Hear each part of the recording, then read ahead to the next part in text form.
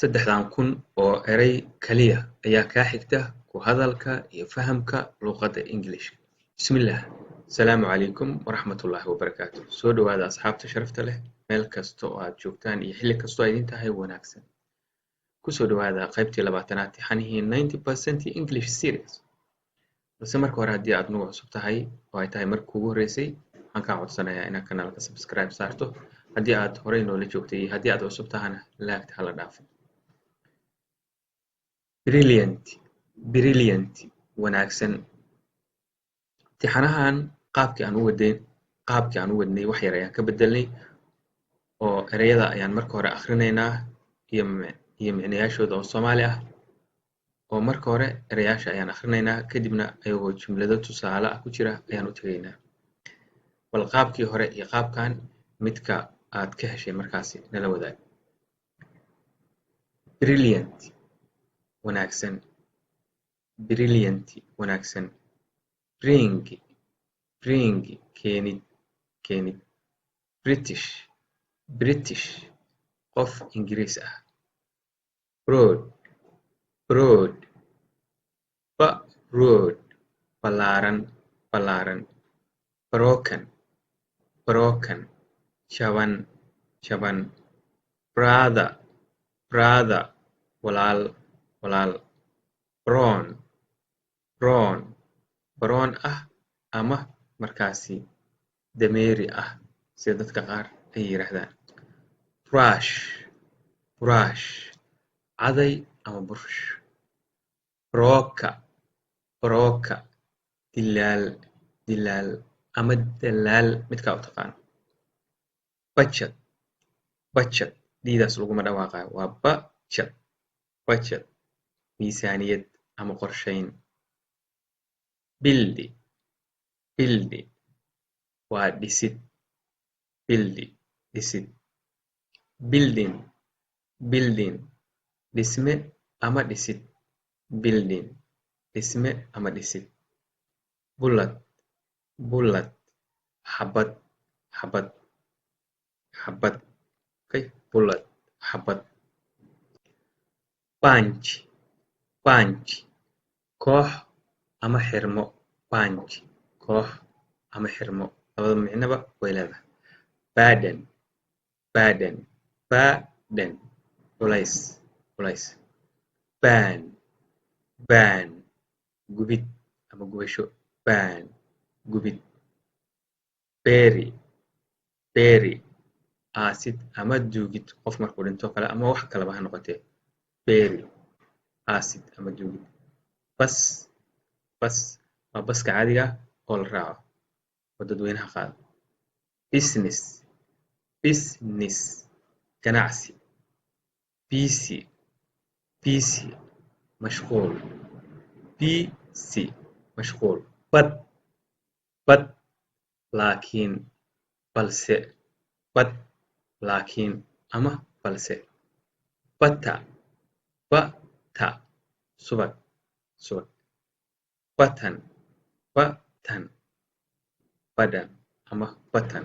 Okay, badhan caadi ah ama button. Buy iibsasho inaad wax soo iibsato. Buyer iibsade ama gate qof wax iibsaday ama wax gata. Buy umarid. Buy waa preposition ama micnayaal badan ayay yeelataa. Waxaa ka mid ah umarid inaad wax meel usii marto oo kale. Waxaa ka mid ah u dhawaasho oo kale. Waxyaabahaas ayay tilmaantaa. Cabin guri ama qol. Guri ama qol. Cabinet wasiiro. Cabinet maxaa waaye wasiiro. Cable xarig ama fiilo. Micnaha fiilada ayay dadka qaar u yaqaanaan xariga korontada tusaale ahaan ama fiilada korontada. Cake doolshe. Calculate isugeyn ama xisaabin. Call wicid. Camera camera.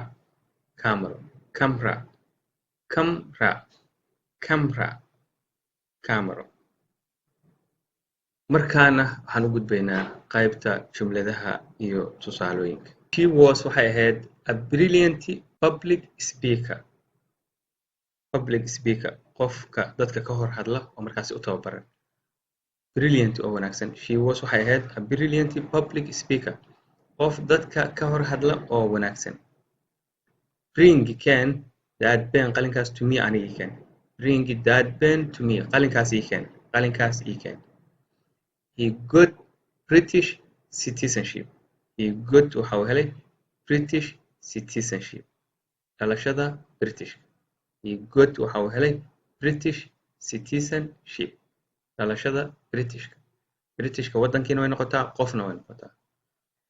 That was a broad meeting. That was kaasi waxa uu ahaa a broad meeting, kulan ballaaran. You gave me waxaad i siisay a broken pencil, qalin qori jaban.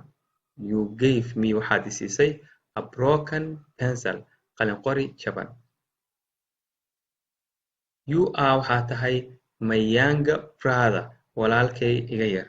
You are waxaa tahay my younger brother, walaalkay iga yar. She has waxay leedahay ama waxay qabtaa a brown hijab, xijaab brown ah. She has waxay qabtaa ama leedahay brown hijab, xijaab brown ah. You should brush your teeth. waa inaa cadaysataa every morning subax kasta. You should waa inaa brush your teeth, cadaysataa every morning subax kasta. Brush cadaygana way noqotaa, burishna way noqotaa, cadaysi ama falkii la samaynayana way noqotaa. He has been waxa uu ahaa a broker dilaal since ilaa iyo 2005 2005. He has waxa uu ahaa a broker dilaal since ilaa iyo 2005 2005. The company shirkadu has budgeted waxay u qorshaysay $10 million 10 milyan oo dollar for advertisement xayeysiin. The company shirkadu has budgeted waxay u qorshaysay $10 million 10 milyan oo dollar for advertisement xayeysiin. They are building waxay dhisayaan they ayagu are building waxay dhisayaan new home guri cusub. Burj Khalifa is waa the tallest building dhismaha ugu dheer in the world adduunka. Burj Khalifa daartan dheer oo ku taala Imaaraadka is waa the tallest building dhismaha ugu dheer in the world adduunka. The police boolisku used waxay isticmaaleen live bullets rasaas nool macnaha rasaas runa. The police boolisku used waxay isticmaaleen live bullets rasaas nool ayay isticmaaleen oo dadku u adeegsadeen. A bunch of people koox dad ah confirmed it ayaa xaqiijisay. A bunch of people koox dad ah confirmed it ayaa xaqiijisay. Confirmed it ayaa xaqiijisay. koox dad ah ayaa xaqiijisay. You shouldn't carry waa inaadan qaadin this burden culayskan alone kaliga. You don't carry ha qaadin. You don't carry ha qaadin this burden culayskan alone kaliga. She burned waxay gubtay her hand gacanteeda on the hot stove jiko kulul. She burned waxay ku gubtay her hand gacanteeda on the hot stove jiko kulul. He buried wuxuu aasay the money lacagta in the backyard daydka. He buried wuxuu ku aasay the money lacagta in the backyard daydka ama dayrka. The busku come here halkan ayuu yimaadaa on time waqtigii loogu talagalay. The busku come here halkan ayuu yimaadaa on time waqtigii loogu talagalay. She opened waxay furtay her own business ganacsi ay leedahay. She opened waxay furatay her own business ganacsi ay leedahay. she ayadu opened waxay furtay ama furatay her own business ganacsi ay leedahay. I am anigu busy mashquul ayaan ahay all the weekdays dhammaan maalmaha usbuuca. I am anigu busy mashquul ayaan ahay all dhammaan the weekdays maalmaha usbuuca. Everyone qof kasta laakis wuxuu jecel yahay sweet things waxyaabaha macmacaanka but laakiin is not good ma wanaagsana. Everyone qof kasta laakis wuxuu jecel yahay sweet things waxyaabaha macmacaanka but laakiin is not good ma wanaagsana. Besides milky caanaha markii laga tago and butter iyo subaga we need waxaa u baahanahay some vegetables xoogaa qudaara. Besides ka sokow ama marka laga tago milky caanaha and butter iyo subaga kuwaasoo aan u baahano ugu muhiimsanba we need waxaa u baahanahay some vegetables xoogaa qudaara. His job shaqadiisu is to push waa inuu riixo a button if he sees hadduu arko anything wax suspicious shaki leh. His job shaqadiisu is waa to push inuu riixo a button if he sees hadduu arko anything wax suspicious shaki leh ama laga shakiyo. They ayagu buy waxay iibsadaan some food xoogaa cunaa in the restaurant maqaaxida. They ayagu buy waxay ka iibsadaan some food xoogaa cunaa in the restaurant maqaaxida. Every buyer gata kasta qof kastoo wax gataa ama wax iibsada needs waxa uu baahan yahay good service adeeg wanaagsan. Every buyer gata kasta ama iibsada kasta needs wuxuu u baahan yahay good service adeeg wanaagsan. I go waxaan aaday to work shaqada by car gaari ayaan ku aaday. I go waxaan aaday to work shaqada by car gaari ayaan ku aadaa. I go waxaan ku aadaa to work shaqada by car gaari ayaan ku aaday. Prime Minister ra'iisul wasaaraha announced ayaa ku dhawaaqay new cabinet wasiiro cusub. Cabinet maxaa wasiiro ama golo wasiiro.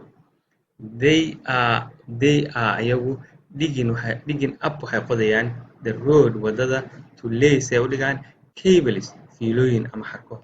They are ayagu digging up waxay qodayaan the road wadada to lay say u dhigaan cables xarko ama fiilooyin.